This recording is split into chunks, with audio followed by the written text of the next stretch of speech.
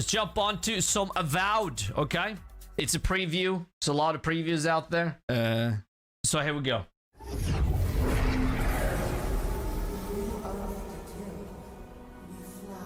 Even after the positive preview for Avowed this summer, I found myself wondering if it was a fluke. Maybe it was just a fun Okay, right off the bat, wow, it looks bad. The UI looks bad. The way you control the character looks bad. It looks like an indie game. Just like look at the damage numbers. Wow. Okay. Let's give it a chance, guys. But so far, I'm not impressed. mission. Maybe Obsidian won't be able to keep my interest as more quests are discovered. Oof. Maybe it was just a nice day. Nope. Avowed is just a lot of fun. Oh, okay, that's Coming good. fresh off of trying out Dragon Age the Veilguard, I was so happy when I discovered just how evil I could be to people I met along the way right from the start of Avowed. Something Veilguard just didn't fulfill. No, they didn't. Ready. Do it. Soul's in the machine right now. From the start, I had one Choices. Yes, give me more. Give me more choices. There isn't a lot of great story-based games like Skyrim, Starfield, Fallout, all that kind of stuff. Like right now, of course, it's Stalker 2.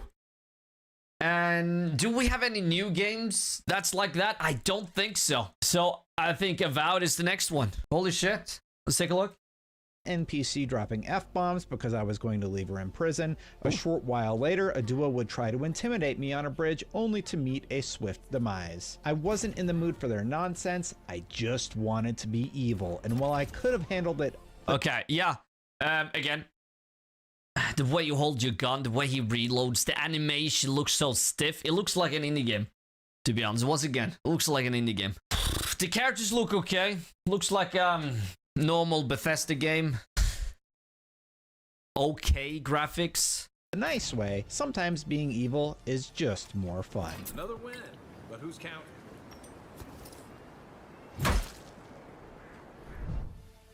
It's not just the fact that you have more nuance with every conversation, it's empowering to craft the kind of hero or villain you want to be. Oh, sure, yes. Obsidian has a story to tell, but I feel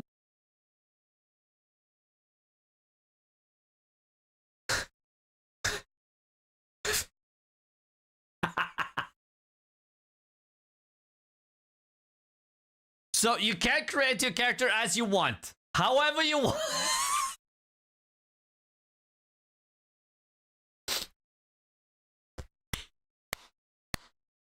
Let's go.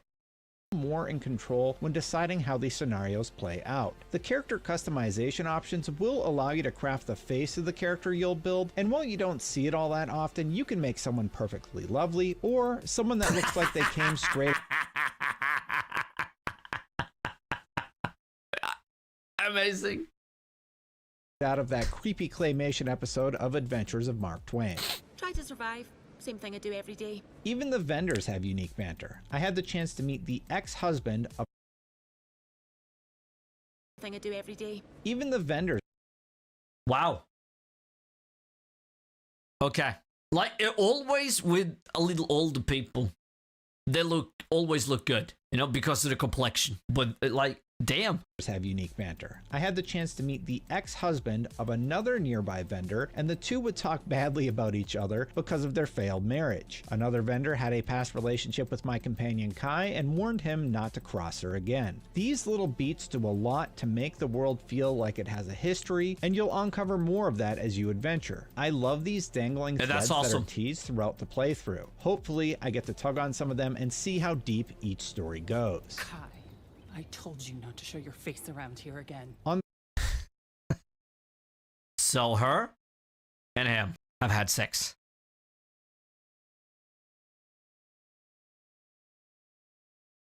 Deep each story goes. Kai, I told you not to show your face around here again. On the combat front, I also immediately noticed improvements, especially in the sound department. Obsidian clearly spent a lot of time working on the audio and combat flow, and it's immediately noticeable. The sound spikes are so satisfying to hear when you've stunned an opponent and can execute a flurry of blows or bullets, or when using stealth and you're able to execute your prey with an ethereal blade. Oh.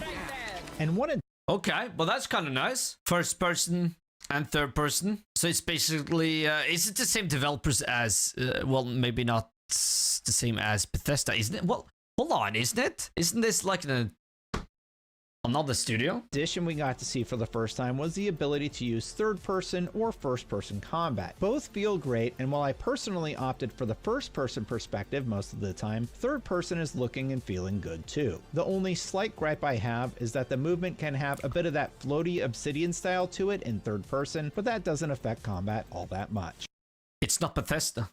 It's Obsidian. Okay. But isn't... In later years, haven't Obsidian games been very weird, like indie feel, not that AAA studio kind of feel? I think so. I'm not sure, but like that space game. I don't remember what it's called, but there's a space game which I think Obsidian made.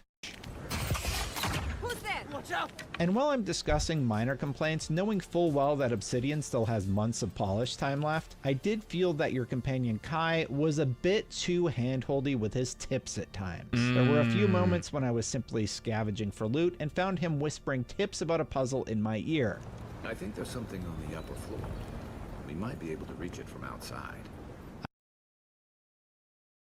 Yeah, we don't like that. That is just shit! Come on, let us explore, huh? Like right there, they just entered the building, looked for loot, and then, hey, there's something upstairs. Shut up!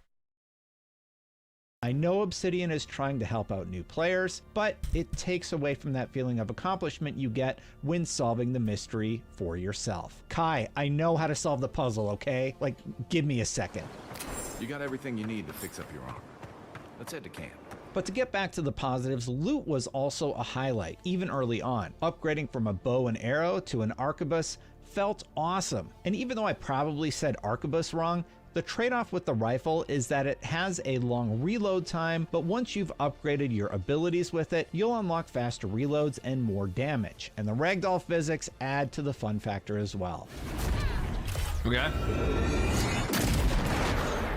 Yet again, though, my time with Avowed felt all too short. Oh, and that make was no bad. mistake, there was plenty to explore in this small area. I found a spider cave where I took on a spider boss. I found the entire hour-long demo that we had the first time we played Avowed, and a plethora of small stories within the world, like this one guy who happened to be missing a ring and trying to find it. And I left wishing that Obsidian had given us more time to play, but that's a good sign. And so far, everything seems to be... There's so many skeleton enemies in RPG games. Always have to be a pirate, huh? Always. coming together in what I can best describe as a really fun RPG. But more importantly, it feels like an RPG where I'm in control of my own destiny, and while the decisions I'm making will have consequences, I love knowing that I get to be the one directing the orchestra, so to speak. We'd be most appreciative, of course. In both of my hands-on sessions with Avowed, I've only been able to see the Dawn Shore section. Of course. Hold on. In both of my hands.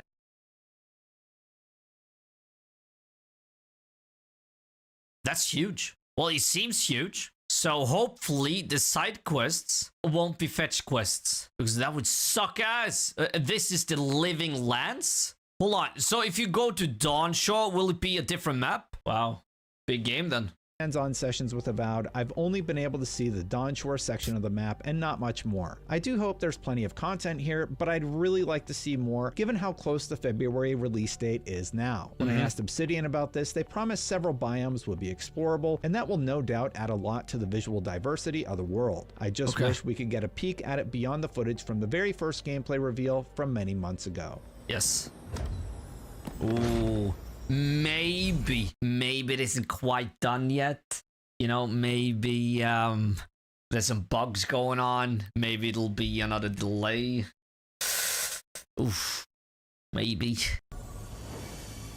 No spoilers on the story here, but the one narrative hook that is set up early on is a mission which takes you to the voice. This voice leads you through the map and is clearly an entity you'll hear from again during your adventures. When given the chance to help it or refuse to make a deal, I decided against siding with a blue light, as I've learned nothing good ever comes from a deal with an all-powerful entity. But I will be curious to see how that plays out in the end. Okay. The voice did not seem happy.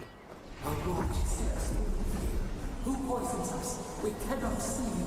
And that's really the best you can hope for from previews of an RPG like this. You get just enough to leave you wanting more. And Avowed certainly accomplishes just that. Wow. I want to power up my companion Kai to see what other attacks he can do. I want to discover the coveted weapons the design team told us about during the pre-hands-on presentation. I want to kill more people and betray my friends. And Avowed is empowering me to do exactly that.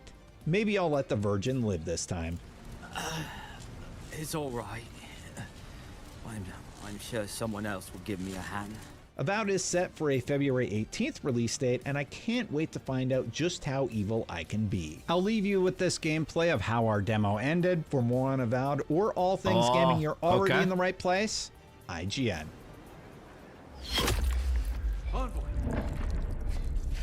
Ooh. Oh, that's a nice looking view. Nice. Okay, but hold on. There, that's huge. Well, maybe it's not huge, but it's big. And then we have Living Lands and then Dawnshaw. It seems so, I don't know. It's big, but the environment, we'll see how it is, but it doesn't, I don't know, mix that well. I don't know. You know, I don't know. It seems like a weird island. No island would be like this. That's what I mean. With snow there, lava there, like right beside each other. I don't know. Well, either way, it looks okay. Gameplay wise, it looks a little janky, but it's on Game Pass this February, so I mean, it could be good.